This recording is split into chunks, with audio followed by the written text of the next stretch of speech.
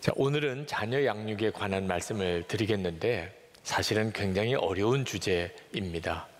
점점 자녀들을 잘 기르는 일이 만만치가 않은 시대에 접어들고 있잖아요. 근데 자녀 양육에 대한 말씀을 드리기 전에 먼저 우리 믿음부터 한번 점검을 했으면 좋겠습니다. 여러분, 자녀는 정말 축복일까요? 얼핏 생각하면 그냥 아멘이죠. 자녀야 당연히 축복이죠. 그런데 실제로 우리가 살고 있는 시대에는 자녀가 근심거리, 두려움의 대상이 되는 현상이 뚜렷합니다. 그러니까 출산율이 이렇게 떨어지는 거죠. 자녀를 낳지 않으려고 하는 그런 정서가 굉장히 많이 퍼져 있습니다. 아기는 진짜 축복인가요? 이 문제부터 우리가 한번 확인을 해야 합니다. 정말 아이를 낳아서 기르기 힘든 시대에 우리가 살고 있습니다. 경제적인 부담도 만만치 않고 시간도 그렇고 잘 기를 자신도 없고 이런 여러 가지 이유 때문에 아기가 진짜 축복인 줄을 믿지를 않는 겁니다. 그러나 성경은 시대가 바뀌어도 아무리 환경이 달라져도 아기는, 자녀는 하나님이 주신 축복이라고 증거하고 있습니다. 시편 127편 3절 4절을 보면 보라, 자식들은 여호와의 기업이요 태의 열매는 그의 상급이로다. 젊은 자의 자식은 장사의 수중에 화살 같으니. 그러므로 오늘 자녀 양육을 위해서 말씀을 우리가 함께 나누지만 무엇보다도 믿음을 분명히 해야 합니다. 자녀는 축복이야. 자녀는 하나님이 주시는 상급이야. 그게 분명해야 합니다. 아이들이 태어나면 그 아이들이 무슨 말을 할 수 있겠어요? 그러나 그 아이들의 속에서부터 그렇게 어른들, 부모에게 말하는 것 같아요. 나를 잘 돌봐 주세요. 나를 사랑해 주세요. 나를 보호해 주세요. 아이들은 어른들에게, 부모에게 그렇게 정말 호소하지요. 그러나 실제로 살아보면 부모가 아이들 신세를 지고 살아요. 고생스러운 세월을 보내고, 그리고 내가 이런 고생을 견딜 수 있었던 것은 우리 아이들 때문입니다. 애들 때문에 그 힘들고 어려웠던 고비들을 포기하지 않고 지금까지 살아올 수 있었습니다. 이런 고백을 하는 부모들 너무너무 많습니다. 저도 딸이 둘인데 가만 돌아보면 정말 힘들고 쉽지 않았던 시절에 그 딸들 때문에 그래도 기쁨을 되찾고 다시 살아갈 힘도 얻고, 그리고 하나님 앞에 매달릴 수 있었던 정말 축복의 존재예요. 아기 낳는 게 힘들다, 임신 자체가 두렵다, 그래도 말입니다. 아기가 출산하고 그리고 그 태어난 아기를 품에 안은 엄마와 아빠는 얼굴이 세상을 얻은 것 같이 환해요. 그건 참 신비한 겁니다. 그 태어난 그 새 생명의 존재 자체가 엄마 아빠 마음에는 뭐라고 설명할 수 없는 기쁨이 되는 거예요. 자녀는 축복인가? 맞습니다. 우리 시대가 우리를 속이고 있어요. 자녀는 부담이야. 자녀 낳으면 고생이야. 그렇지 않습니다. 하나님의 말씀이 옳아요. 자녀가 축복입니다. 여러분이 이 사실에 대한 믿음을 분명히 해야 합니다. 자녀들이 커가면서 말도 잘 듣고 공부도 잘하고 그리고 돈도 잘 벌고 성공하고 좋은 학교 가고, 그래서 가문을 빛내주고, 그러면 자녀가 복인가? 여러분, 이런 생각에서 빨리 벗어나야 됩니다. 여러분이 그렇게 생각하니까 자녀가 못나 보이고, 자녀 때문에 속상하고, 자녀들에게 화를 자꾸 내고, 자녀들에게 막 다그치고 잔소리하고 그렇게 되는 거예요. 공부 잘해야 되고 말 잘 듣고 뭐든지 잘하고 성공하고 돈도 잘 벌고 그래야 복이라고 생각하니까, 그렇지 못한 자녀라고 느껴질 때 막 화가 나는 거죠. 여러분, 자녀는 그냥 있는 그대로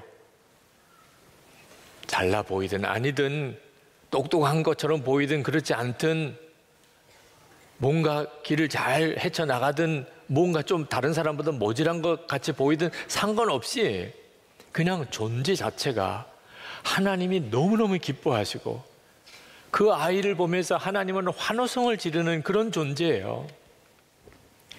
게리 토마스라는 분이 사랑학교라고 하는 책을 썼는데 그 책 속에 이 저자가 어느 고등학교 풋볼 시상식에 갔던 이야기를 하고 있습니다.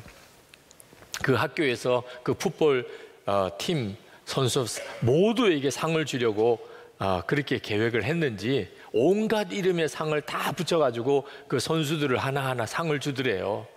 최우수 선수상을 받은 선수 학생이 단에 불려서 올라갈 때는 뭐 우레 같은 박수 소리가 들렸습니다. 당연히 그랬겠죠. 그런데 장려상 정도 수준의 상을 받은 아이가 강단에 올라가는데도 뭐 요란스러운 박수와 환호성이 터지더래요. 야, 도대체 누가 이렇게 소리를 지르나 하고 봤더니 저쪽 구석에 어느 무리가 막 일어나서 손뼉을 치고 환호성을 지르고 휘파람을 불고 난리도 아니더래. 상 받으러 올라간 애는 영 겸연쩍어가지고 얼굴도 못 들고 그런데 막 소리는 마치 최우수 선수상 받은 그 학생보다도 더 뜨겁게 막 박수를 치는 거예요. 누가 그랬는지 대략 짐작이 가지요? 네, 그 친구들하고 그 가족하고 친척들이 그렇게 하는 거예요. 그걸 보면서 우리 중에 어떤 사람도 하나님 앞에 갔을 때 박수 못 받을 사람이 없겠구나 하는 걸 깨달았다는 거예요.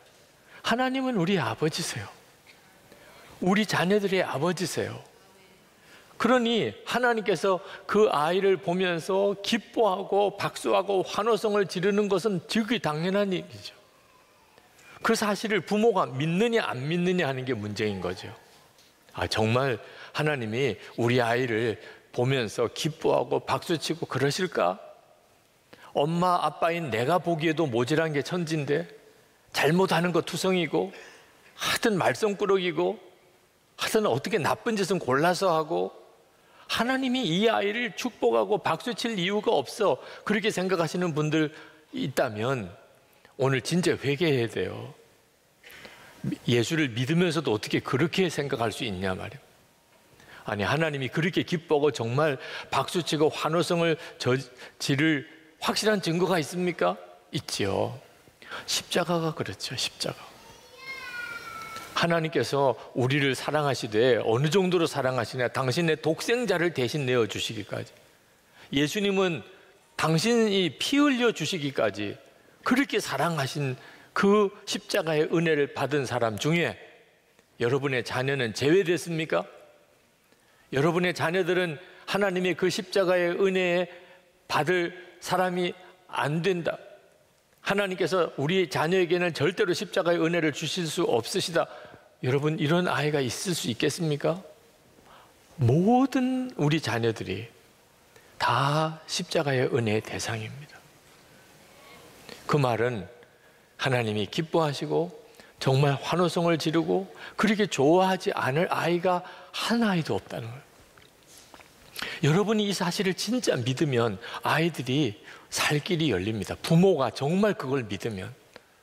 너는 하나님의 축복의 아이야. 하나님이 너를 얼마나 사랑하는 줄 알아? 얼마나 기뻐하는 줄 알아? 여러분이 그 사실을 진짜 믿게 되면 그 아이를 바라보는 눈이 달라지고 말이 달라진다니까요. 결국은 믿음이 없었던 거예요. 하나님이 우리 아이를 얼마나 사랑하시고 얼마나 기뻐하시는지. 어떤 분은 목사님 말씀 다 이해하겠는데 지금 세상이 너무 힘들잖아요. 나도 지금 살아가기가 이렇게 어려운데 어쩌자고 애를 낳아가지고 이 험한 세상, 이 힘든 세상, 사고도 많고 재앙도 많고 너무너무 믿음으로 살기도 어렵고 이 경쟁이 살벌한 이런 세상에 무책임하게 낳아놓기만 하면 어떻게 할 겁니까? 저는 이런 세상에 사는 아이를 안 낳는 것이 그 아이에게 잘해주는 거라고 생각합니다. 충분히 이해할 만해요. 우리가 사는 세상, 쉽지 않은 세상, 정말 어려운 세상, 고생할 것이 뻔한 세상, 그렇게 느껴질 만합니다. 그러나 여러분 한번 생각해 보세요. 인류 역사상 그 어느 시대에 재앙이 없었고 환란이 없었고 시험이 없었고 마귀가 영적인 공격을 하지 않은 그런 시대가 어느 시대에 한 번이라도 있었냐 말입니다. 어느 시대나 환란, 재앙, 시험은 다 있었습니다. 그런데 우리 주님은 그냥 그런 세상에 우리를 그냥 살도록 내버려만 두신 게 아니고 엄청난 약속을 하셨습니다. 마태복음 28장 20절에 보면 내가 세상 끝날까지 너희와 항상 함께 있으리라. 아멘. 세상만 힘든 거 아닙니다. 우리가 예수를 믿는다면 진짜 믿어야 될 것이 우리 주님이 항상 세상 끝날까지 함께 계시겠다고 하신 거예요. 우리 주님이 함께 계시기만 한다면야 사망의 음침한 골짜기도 얼마든지 주님 따라갈 수 있는 거죠. 우리 아이들 예수님이 함께 하시는 믿음만 갖도록 해주면 되는 거예요. 그러면 주님께서 그 아이를 데리고 이 세상을 얼마든지 잘 살아가게 합니다. 하나님께서 우리에게 자녀를 주실 때 그냥 우리 힘으로 살아가라고, 부모가 잘 기르라고 맡긴 게 아닙니다. 주님이 세상 끝날까지 항상 함께 하시겠다는 약속도 함께 주셨던 거예요. 부모는 오직 주의 교양과 훈계로 아이를 양육하기만 하면 됩니다. 그런데 주님의 교양과 훈계로 양육하는 것에 대해서 좀 오해가 있습니다. 많은 부모들이, 특히 경건한 많은 부모들이 주의 교양과 훈계로 자녀를 양육하라고 그랬지, 그러니 너 반드시 교회 가야 돼, 일요일이면 교회 가서 주일 예배 드려, 너 성경 반드시 읽어야 돼, 너 정말 기도해야 돼, 너 절대 거짓말하면 안 돼, 너 똑바로 살아, 너 방 청소 제대로 해야 돼. 예수님이 보시면 뭐라고 그러겠어? 이렇게 하라는 게 아니라는 것을 알아야 됩니다. 그렇게 가르치니까 아이들이 독립군이 되는 거예요. 빨리 독립해야 되겠다. 엄마, 아빠 이 잔소리에서 내가 빨리 도망가야지. 예수 믿는 게 좋은 게 전혀 느껴지지 않아요.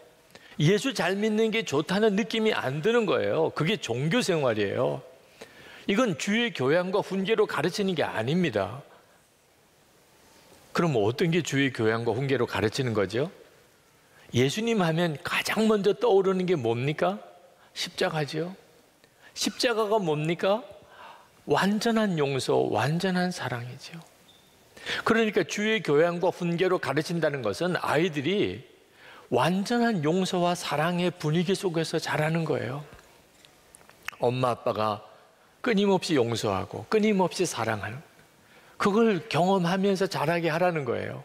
그래서 아이들이 우리 아빠는 성경에 탕자의 이야기에 나오는 그 아빠 그대로야. 우리 아빠는 정말 탕자의 비유에 나오는 그 아빠야. 그러면 주의 교양과 훈계로 가르친 거예요. 우리 엄마 볼 때마다 나는 예수님 보는 것 같아. 물어봐요, 오늘 돌아가서. 나는 엄마 보면 정말 예수님 보는 것 같아. 예수님이 이러셨을 것 같아. 이렇게 고백할 수 있게 해주라는 거예요. 용서하고 또 용서하고 사랑하고 또 사랑하고. 여러분, 부모에게 주신 첫 번째 교훈이 자녀 화나게 하지 말라, 자녀를 노엽게 하지 말라 그랬어요. 그러니 이건 정말 잔소리하고 다그치고 그리고 의심하고, 이건 정말 분위기가 완전히 다른 분위기를 말하는 거예요. 그래서 아이들이 화를 내는 거예요. 엄마는 교회 가라, 성경 봐라, 기도하라, 싸우지 마라, 청소도 제대로 해라, 내 이불은 제대로 개라, 숙제는 했냐, 그렇게 말만 하지. 엄마 아빠에게서 용서를 느끼고 사랑을 경험하고 진짜 믿음을 볼 수 없다면, 그러면 자녀들은 화가 나는 거죠. 엄마가 예수 믿고 아빠가 예수 믿는 것 때문에 가정에 기쁨이 늘 넘치고, 아, 우리 집은 진짜 사랑이 있어, 예수 믿으니까 이런 용서가 우리 집에 있구나, 엄마 아빠는 정말 믿는 것 같아, 나를 믿는 것 같아, 하나님을 믿으니까 나를 믿으신대. 이런 분위기는 전혀 느껴지지 않으면서 자꾸 말로만 잘해라고 하니 화가 나는 거죠. 여러분, 부모로서 우리가 할 일은 자녀에게 말로 가르치고 또는 야단치고 하는 게 아닙니다. 그냥 믿음과 사랑으로 살아내는 거예요. 엄마 아빠가 진짜 믿음과 사랑으로 살아내는 것. 아이들이 다 압니다. 엄마가 하나님을 진짜 믿고 나를 믿는지, 엄마 아빠를 통해서 정말 예수님이 나를 용서하고 사랑하시는지 아이들이 다 알아요. 우리는 나이가 들어서 늙고 초라해지고 결국은 자녀들에게 짐이 되는 것에 대해서 두려운 마음이 있습니다. 실제로 그건 두려운 일이죠. 자녀들에게 짐만 되지 않을까 사실 걱정할 만한 일입니다. 이 폭풍 속의 가정이란 책 속에 보면 이 러셀 무어 교수님이 그 12살 된 세무엘 아들을 자신의 인생의 마지막 순간을 이렇게 보지 않겠나 하고 예측하는 글이 나옵니다. 내 인생의 마지막에 세무엘이 나를 돌보면서 어떤 짐을 지게 될지 궁금하다. 내가 쇠약하여 서재로 가는 계단도 못 올라가면서 내 모든 책을 끝까지 버리지 않겠다고 고집을 피우지는 않을까? 실버타운의 작은 아파트에는 서재를 둘 수 없다고 사무엘이 나에게 설득하느라 애를 먹지는 않을까? 내가 병원에 누워 있을 때 세무엘이 내 입에 흘러내린 침을 닦아주게 되지는 않을까? 세무엘이 기억하는 나의 마지막 모습이 나의 환자용 변기를 비워준 일이거나 나의 인공 항문 주머니를 바꿔준 것이 될까? 나는 세무엘이 나를 그렇게 기억하지 않았으면 좋겠다. 분주하게 설교하고 강의하고 텔레비전에서 중요한 쟁점들을 토론하는 아버지로 기억하기 바란다. 그러나 그것은 헛된 희망일 것이다. 내가 마지막 숨을 들이마시려 애쓰는 순간에 나의 아들은 이전 어느 때보다도 진짜 나를 더 잘 보게 될지 모른다. 그렇겠죠. 우리의 자녀들이 우리의 늙고 초라하고 약해진 그 마지막 모습을 결국은 보게 될 거예요.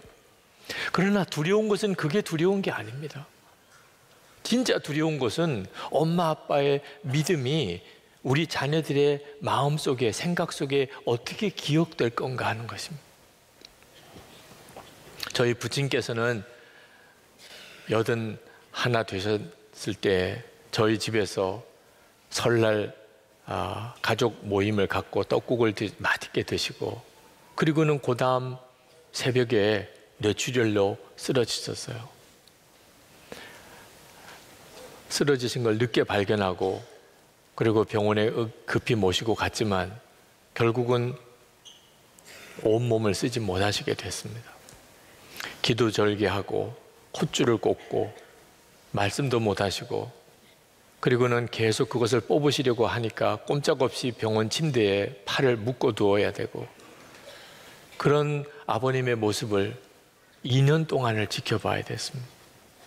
제게 있어서 아버님의 마지막 모습은 그런 모습이었어요. 그것은 저에게 참 슬픈 일이었습니다.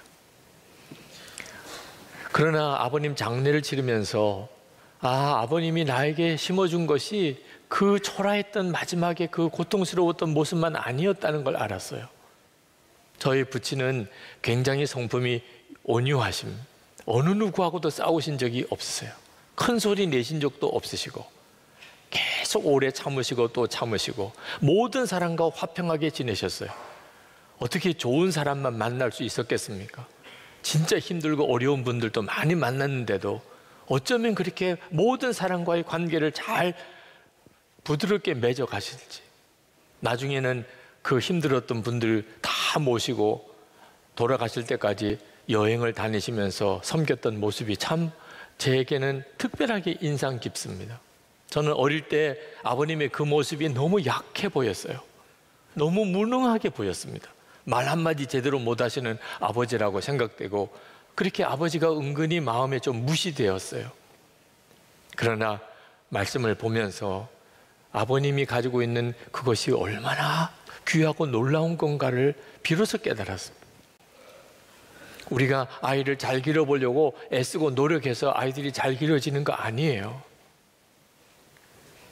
우리 자신이 믿음과 사랑으로 사는 것이 하나님께서 우리를 통해서 자녀를 기를 수 있는 유일한 방법이에요. 자녀를 방임하라, 그냥 내버려 두라는 거 아닙니다. 우리 아이가 어떤 아이든지 간에 부모 눈에 보기에는 때때로 실망이 되고 좌절이 되고 어떤 때는 절망이 느껴지더라도 믿음의 싸움입니다. 이 아이는 하나님의 축복의 아이야. 하나님이 사랑하는 아이야. 예수님이 대신 십자가에 죽어주신 아이야. 그걸 믿어야 돼요. 그리고 할 수 있는 것은 사랑밖에 없어요. 용서하고 사랑하고 사랑하고 용서하고 예수님께서 우리에게 하신 것처럼 그렇게 우리 아이에게 해야 하는 거죠. 자녀가 정말 엉망으로 사는 것처럼 보일 때도 내가 뭘 하든지 내가 어디 가든지 너는 항상 우리 자녀다. 우리는 내가 우리의 자녀라고 항상 기쁘게 말할 거야. 우리는 내가 하는 일, 너의 행동은 좋아하지 않아. 그러나 너의 존재를 부끄러워하지 않을 거야. 하나님 앞에 신실한 가정에도 탕자가 나올 수 있습니다. 탕자의 비유에 보면 그 좋은 아버지 밑에도 탕자가 나오잖아요. 그런데 우리 가정에 탕자가 생겼다는 게 부끄러운 게 아닙니다. 진짜 부끄러운 것은 탕자를 부끄러워하는 그게 부끄러운 거예요. 믿음이 없다는 뜻이잖아요. 사랑이 없다는 뜻이잖아요. 그러니까 주님이 아무것도 못 하시는 거예요. 우리가 믿음과 사랑으로 자녀를 양육한다고 자녀들이 다 바로 서는 건 아닙니다.